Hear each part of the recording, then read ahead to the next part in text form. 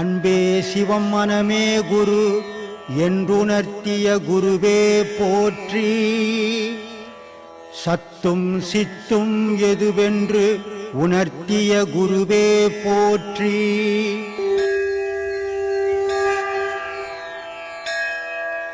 மூணு பாடம் வாங்கியிருக்கேன். மூணு பாடம் வாங்கியிருக்கேன் சார். சரி, எனக்குள்ள ஒரு டவுட் இருக்கு சார். எனக்குள்ள ஒரு டவுட் இருக்கு. சொல்லு. இப்போ எனக்கு வந்து 2000 ஒரு ஆக்சிடென்ட் ஆச்சு. 2000 ஒரு ஆக்சிடென்ட் ஆச்சு. அதில் வந்துட்டு எனக்கு வந்துட்டு ஒரு 7 இருக்கும். அப்போ ஆக்சிடென்ட் ஆகி எனக்கு 8:30 மணி வரைக்கும் நினைவு திரும்பல. அப்போ அந்த ஆன்மா எங்கே போயிருக்கோம்?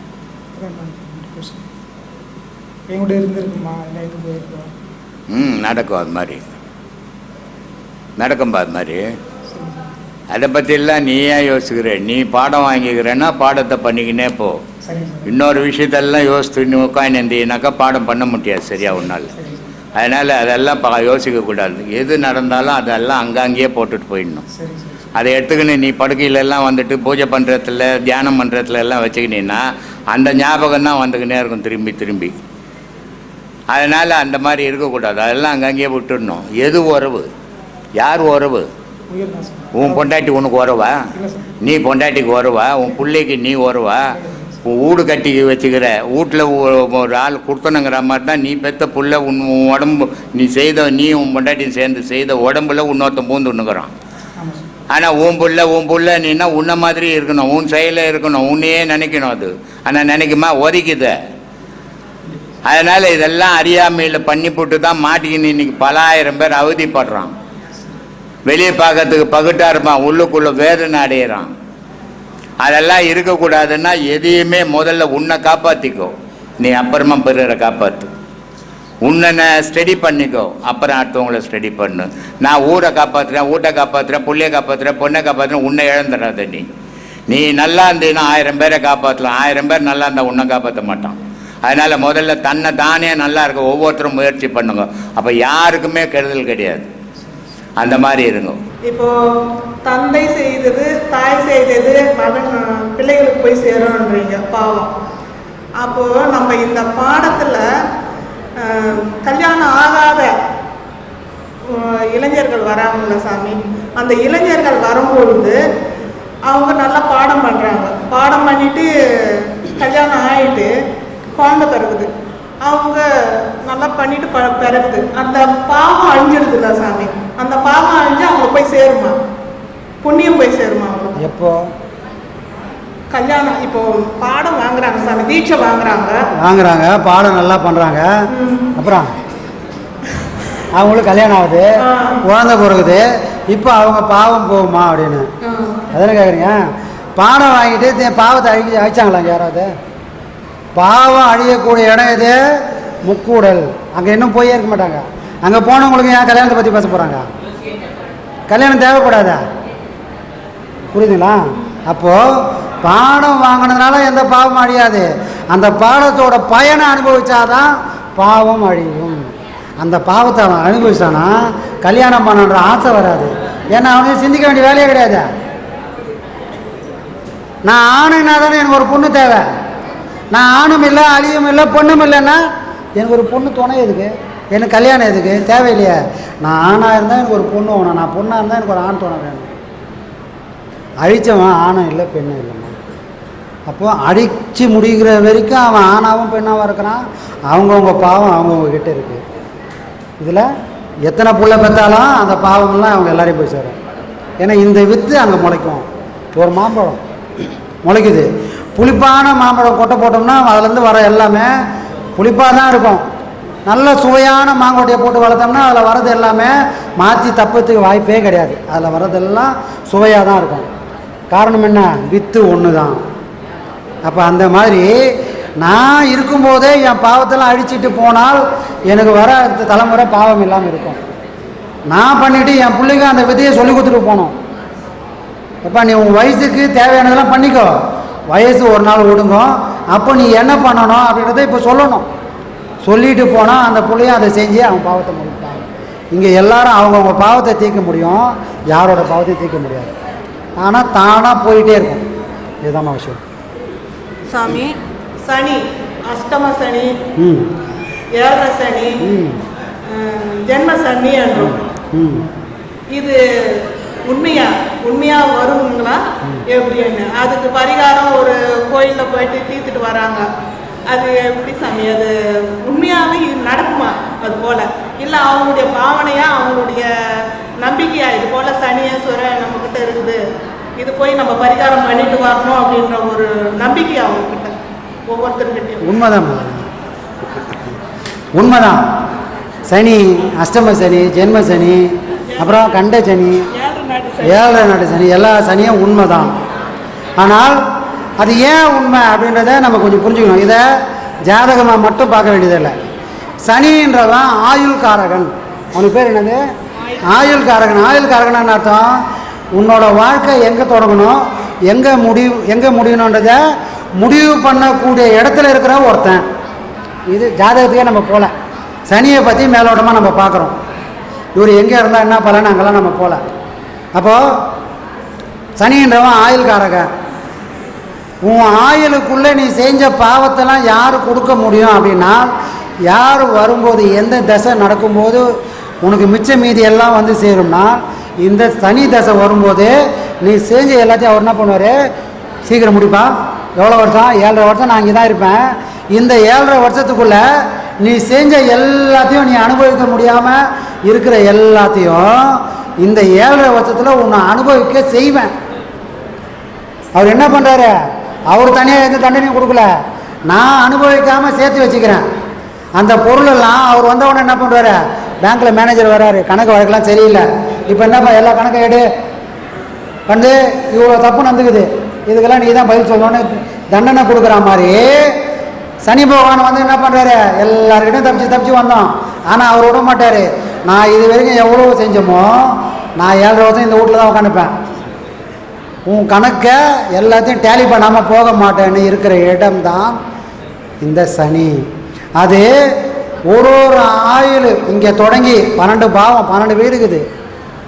இங்கே தொடங்கி அங்கே முடியறதுக்குள்ளே ஒவ்வொரு மனுஷனோட வாழ்நாளையும் 3 தடவை அங்கே வருவார். அப்போ ஒரு மனுஷனும் 3 வாட்டி சனீஸ்வரனை ஃபேஸ் பண்ணி தான் ஆகணும். அதனால தான் 30 வருஷம் வாழ்ந்தவனும் இல்லை, 30 வருஷம் கெட்டவனும் இல்லை.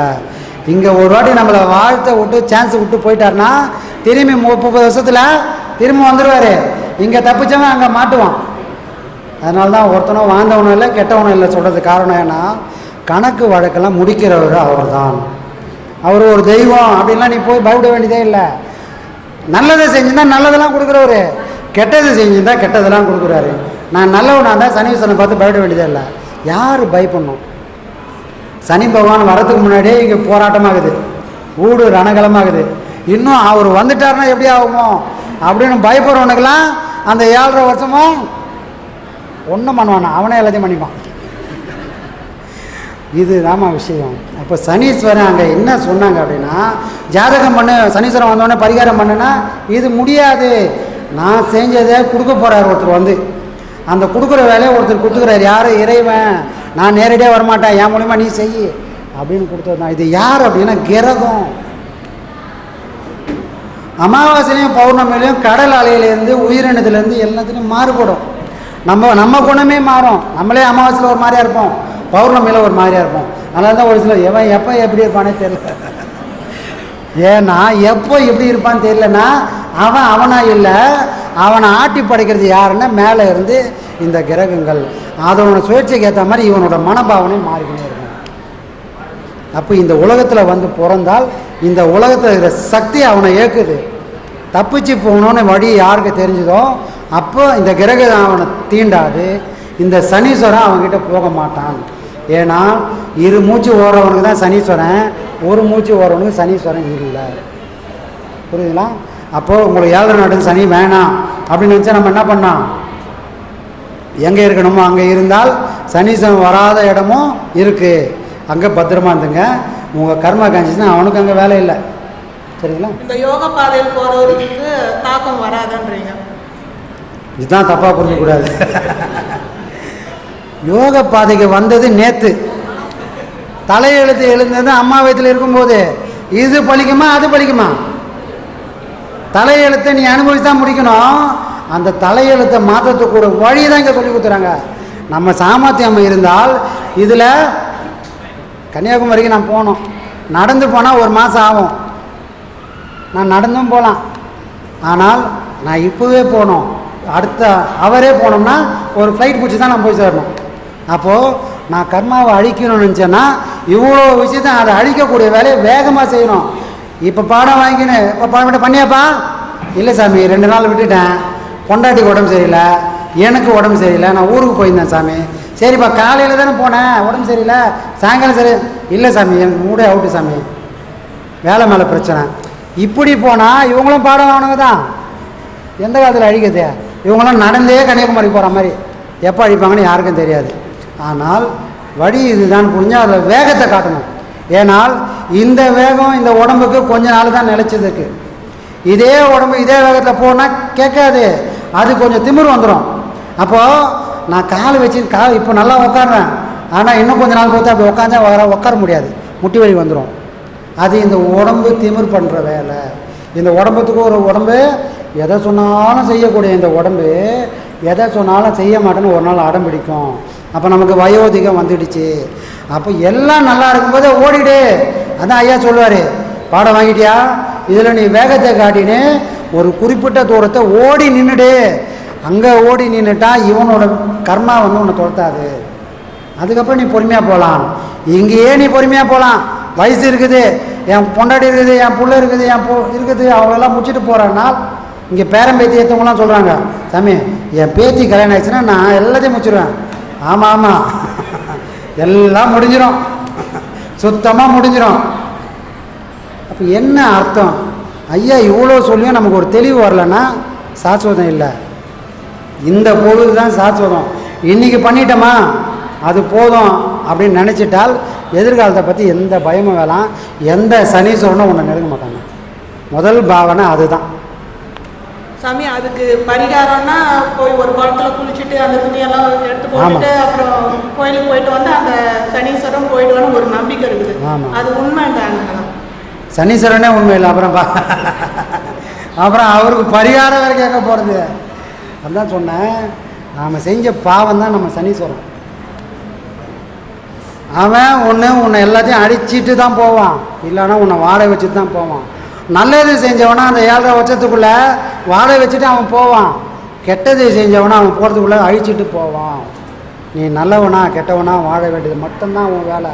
இதுக்கு வேறு பரிகாரமே கிடையாது. காலையில் எள்ளை வந்து நைட்டு தூங்கிறதுக்கு முன்னாடி எள்ளை ஒரு மூட்டை கட்டி வச்சுருங்க, ஒரு துணியில் மூட்டை கட்டி தலைக்கு வச்சு படுத்துருங்க. காலையில் எழுந்துங்க, சுட சுட சாப்பாடு ஆக்குங்க. அந்த தலைமூட்டில் வச்சுருந்த அந்த எள்ளை சாப்பாட்டில் போட்டு கலக்குங்க. கலக்கி அதை ஒரு உருண்டையாக்கி கண்டங்கரும் காக்கா ஒன்று வரும், அந்த காக்காவுக்கு எடுத்துன்னு வைங்க. சனீஸ்வரன் வந்து சாப்பிட்டு போனார்னா உன்னை பிடிச்ச தோசைலாம் போயிடும். நீ பண்ணதுன்னா அங்கே பண்ணதுன்னா இங்கே பண்ணதுன்னா ஏதாவது மேட்சிங் ஆகுதா? ஏன் சாமி, நல்லா வேலை செய்கிறோம், 4 எழுநூறு கொடுத்து அமிச்சாருன்னா ஒத்துப்பியா நீ? சம்பளம் நான் 30 நாளும் உழைச்சிருக்கிறேன், எனக்கு சம்பளம் கொடுக்காம 4 எழுநூறு கொடுக்குறேன், இந்த 700 நான் வந்தேன் அப்படின்னு நம்ம கேட்போம்ல. அப்போ பண்ணது ஒன்று, இங்கே செஞ்சது ஒன்று வந்தால் தகுமா? அப்போது பண்ண பாவத்தை அவங்கவுங்க அனுபவித்து தான் முடிக்கணும். இதில் எள்ளும் நம்மளை காப்பாற்றாது, சனீஸ்வரனும் காப்பாற்ற மாட்டான், எந்த பரிகாரம் காப்பாற்ற முடியாதுமா. நாம் செஞ்சதை நாம் தான் அனுபவிக்கணும். ஆனால் ஒன்று தான், தப்பு பண்ணிட்டோம், தெரியாமல் பண்ணிட்டோம், வயசு கோளாறு, தப்பு பண்ணிட்டேன், எனக்கு நல்லது கெட்டது புரியல, தப்பு பண்ணிட்டேன், இப்போ புரியுது எனக்கு. ஆனால் நான் இப்போ என்ன பண்ணணும்? தப்பு பண்ணிட்டேன், இனிமேல் வாழ்க்கையில் தப்பு வராமல் பார்த்துக்கோ. இனியே அந்த தப்பும் வாழ்க்கையில் வராமல் பார்த்தால் இதை தாங்கக்கூடிய சக்தியை இறைவன் கொடுப்பான். அப்போ நான் என்ன பண்ணணும்? தப்பு பண்ணிட்டேன்னு அதையே திருப்பி யோசிக்காமல் இனிமேல் ஒழுக்கமாக வாழ்ப்பேன். எப்பா முடிஞ்சது போனது போட்டோம், இனி நான் ஒழுக்கமாக வாரேன் அப்படின்னு அவனை சரண் அடைஞ்சால் இந்த தாங்கிக்கூடிய சக்தியை அவன் கொடுப்பான். இந்த அடி ஊனம் ஒரு மூட்டை மண் உன் தலைமையில் ஊனும், அதுதான் விதி. ஒரு மூட்டை கட்டி 25 கிலோ உன் தலைமையில் போட்டால் என்ன சாமியாவா? தலை உள்ளே போயிடும். ஆனால் இதே 25 கிலோவை மேலேருந்து ஒருத்தன் உக்காஞ்சிக்கினே மூட்டையை பிரிச்சுட்டு ஒரு கைப்பிடியாக எடுத்து போடுறான். இப்போ உனக்கு சேதாரம் ஏதாவது ஆகும்? ஆகாது. நீ என்ன பண்ணுவ? தட்டி விட்டு போவ. இதுதான் பலம். அனுபவிக்க வேண்டியது அனுபவிச்சு தான் முடிக்கணும். அதை தாங்கக்கூடிய சக்தி வேணுமா? இறைவனே சரணடி, வேற எந்த சனீஸ்வரனும் போகாத, இறைவனை சரணடி. ஐயா மாதிரி குருமார்களை சரணடைஞ்சால் எதையும் தாங்கக்கூடிய சக்தியை உனக்கு அவங்க கொடுப்பாங்க. அப்போ அதை தாங்கக்கூடிய சக்தி. சரிங்களா? பரிகாரத்துக்கு வேலை இல்லை.